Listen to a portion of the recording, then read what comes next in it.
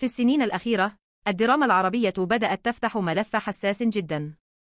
الاكتئاب، القلق، الصدمات النفسية، والاضطرابات اللي ناس كتير بتعيشها في صمت.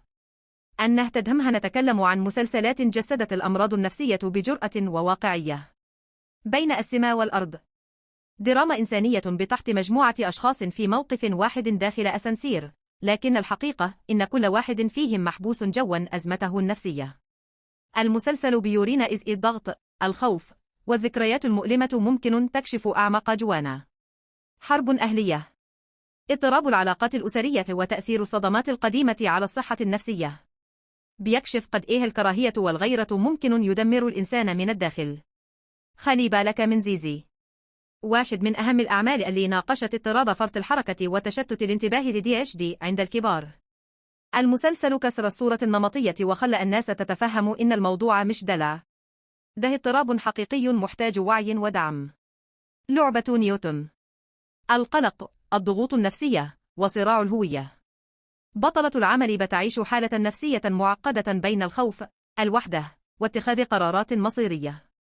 قصر النيل، الغموض والصدمات النفسية المرتبطة بالماضي. المسلسل بيلعب على فكرة الشك والاضطراب الداخلي. سقوط حر، واحد من أقوى الأعمال اللي تناولت اضطراب نفسي حاد وصراع البطلة مع الواقع. المسلسل بيغوص في أعماق العقل الإنساني لما يكون تحت ضغط نفسي رهيب. شمس، قضية حساسة مرتبطة باضطرابات نفسية ناتجة عن صدمة في الطفولة.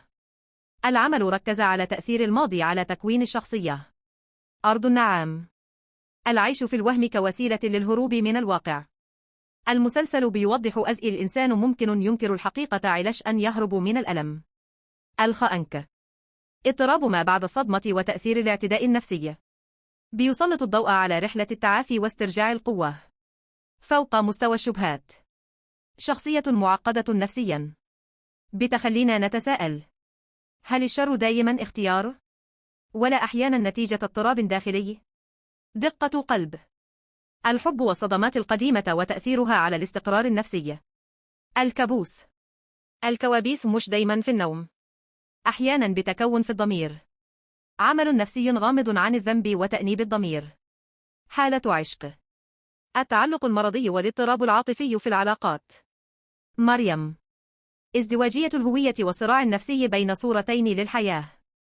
تحت السيطرة، واحد من أهم المسلسلات اللي ناقشت الإدمان كمرض نفسي مش انحراف أخلاقي. عرض رحلة السقوط ثم محاولة التعافي. الدراما لما بتتناول الصحة النفسية بشكل صادق، بتساعد ناس كتير تحسوا إنها مش لوحدها. لو حبيتوا النوع ده من الفيديوهات، اكتبوا لي في الكومنتات أكتر مسلسل أثر فيكم وليه. ومتنسوش تعملوا لايك واشتراك في القناة عشان يوصلكم كل جديد.